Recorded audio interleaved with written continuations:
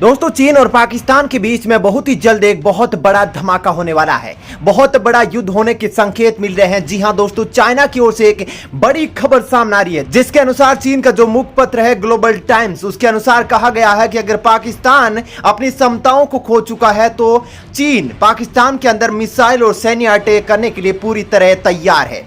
जी हां दोस्तों, बहुत ही बड़ी खबर आ रही है, जिसके अनुसार अब पाकिस्तान के अंदर चीन की एंट्री होने वाली है। जो चीन पाकिस्तान में पहले आर्थिक रूप से मदद कर रहा था, वो चीन अब पाकिस्तान के अंदर सेना भेज रहा है और मिसाइल अटैक करने वाला है। जी हां दोस्तों, पाकिस्तान में आतंकी हमले के अंदर चीन के नागरिकों के मारे जाने के बाद चीन अब बौखला गया है। पाकिस्तान का जानी दोस्त कहा जाने वाला चीन अब पाकिस्तान के खिलाफ हो गया है और पाकिस्तान को सेना और मिसाइल हमले की धमकी भी दे दी है। जिसके बाद दोस्तों इमरान खान का पायजामा गिल्ला हो चुका है। जिस जनता ने चुनकर उनको रक्षा के लिए प्रधानमंत्री की कुर्सी पर बिठाया था, वो आज निकम्मे हो गए हैं और अब खुद इस्तीफा देने की तैयारी में है। दरअसल दोस्तों, पाकिस्तान के अंदर हजारों लोगों की जान जा चुकी है आतंकवाद के कारण, और उसी आतंकवाद को पाकिस्तान समर्थन दे रहा है। दोस्तों, इमरान का और पाकिस्तान का एकमात्र सहारा आपको पता है कि चीन ही था, और चीन ही अब उसके खिलाफ हो चुका है।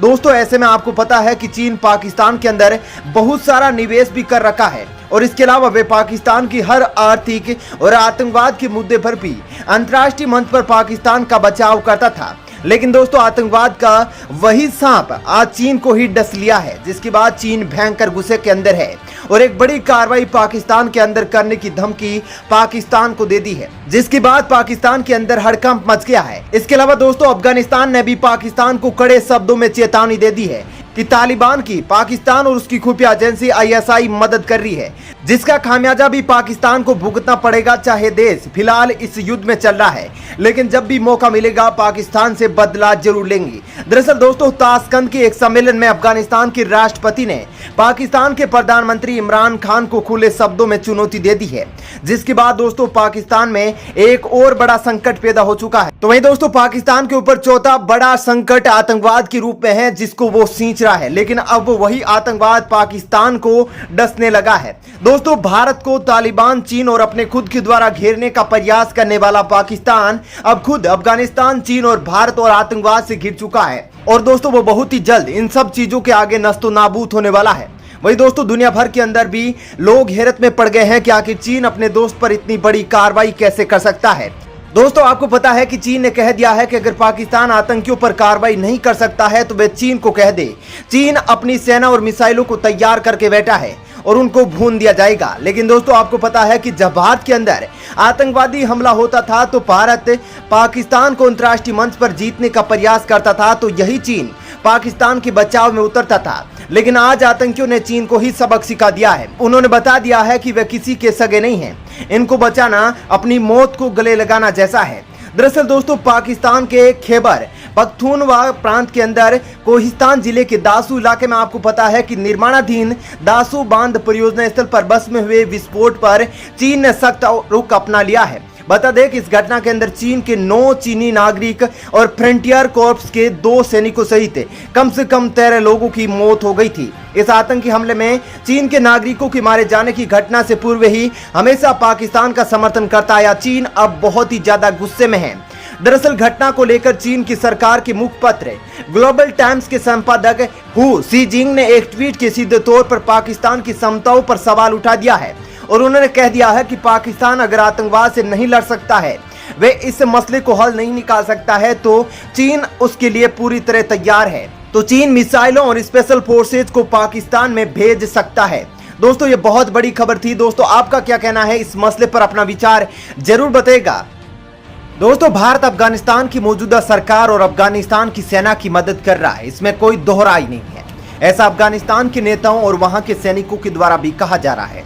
हालांकि भारत सैन्य मदद अफगानिस्तान में तो नहीं भेज रहा, लेकिन हथियार अफगानिस्तान की सेना को जरूर दे रहा है।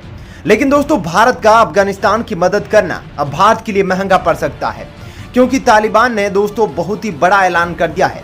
तालिबान के द्वारा भारत के लिए बड़ा बयान दे दिया गया है, जिसके बाद दोस्तों भारत के लिए बड़ा संकट पैदा हो गया है, और भारत के लिए दोस्तों दोनों तरफ से मार खाने वाली बात हो गई है। दोस्तों, तालिबान अब भारत के लिए बहुत ही ज्यादा आक्रामक हो गया है और भारत के लिए बड़ा खतरा पैदा कर दिया है। दोस्तों तालिबान के इस बयान के बाद भारत के अंदर मीटिंगों का दौर शुरू हो चुका है और भारत अब एक फिक्स एजेंडे पर काम करने की कोशिश कर रहा है, जिसके लिए या तो वह तालिबान का पक्ष लेगा या फिर अफगानिस्तान की मौजूदा सरकार का। लेकिन दोस्तों तालिबान का आक्रामक रवैया इस बात की ओर संकेत नहीं कर रहा है कि तालिबान यहां पर कोई भी बात मानने वाला है। तालिबान ने भारत के सामने दोस्तों बहुत ही बड़ी शर्त रख दी है। अगर दोस्तों भारत इस शर्त को नहीं मानता है तो भारत का निवेश बेकार जा सकता है, भारत के रुपए डूब सकते हैं। लेकिन अगर भारत इन दोनों के बीच के मसले पर काम करे तो इसका हल भी निकल सकता है। ऐसे में दोस्तों हमें यह जानना बहुत ही ज्यादा जरूरी हो गया है कि तालिबान ने ऐसा भारत के लिए क्या कह दिया है जिसके बाद भारत के अंदर बड़ी उठापटक शुरू हो गई है। लेकिन उससे पहले हमेशा की तरह वीडियो के कमेंट बॉक्स में जय हिंद वंदे मातरम हमारे भारतीय सैनिकों के लिए जरूर लिखिएगा। साथ ही दोस्तों कमेंट करके यह भी जरूर बताइएगा कि भारत को मौजूदा हालात के तहत क्या अफगानिस्तान की मदद करनी चाहिए या फिर तालिबान की, अपना विचार जरूर बताइएगा। दरअसल दोस्तों अफगानिस्तान से अमेरिकी सेना की वापसी के बाद देश के अधिकतर हिस्सों पर कब्जा कर चुके तालिबान का रवैया भारत को लेकर काफी आक्रामक हो गया है। अब दोस्तों तालिबान के प्रवक्ता सुहेल शाहीन ने दावा किया है कि भारत अफगानिस्तान की सेना को हथियार दे रहा है। दरअसल दोस्तों फॉरेन पॉलिसी मैगजीन से बातचीत में सुहेल शाहीन ने कहा कि अगर भारत तालिबान के साथ बातचीत करना चाहता है तो उसे पहले अपनी निष्पक्षता साबित करनी होगी। जी हाँ दोस्तों, बड़ी शर्त रख दी है तालिबान की ओर से और ये बड़ी खबर आ रही है। दरअसल दोस्तों भारत इस शर्त को नहीं मानता है तो तालिबान भारत की चिंता बढ़ा सकता है। बता दूं कि सुहेल हाल ही में रूस में आयोजित शांति वार्ता को खत्म करके कतर की राजधानी दोहा स्थित तालिबान की राजनीतिक मुख्यालय में लौटे हैं। इस दौरान तालिबान ने रूस की चिंताओं पर भी अपनी सफाई दी थी। तालिबान ने रूस से वादा किया है कि वह पूर्व सोवियत देश तजाकिस्तान, तुर्कमेनिस्तान और उज्बेकिस्तान की सीमाओं पर शांति बनाए रखेगा।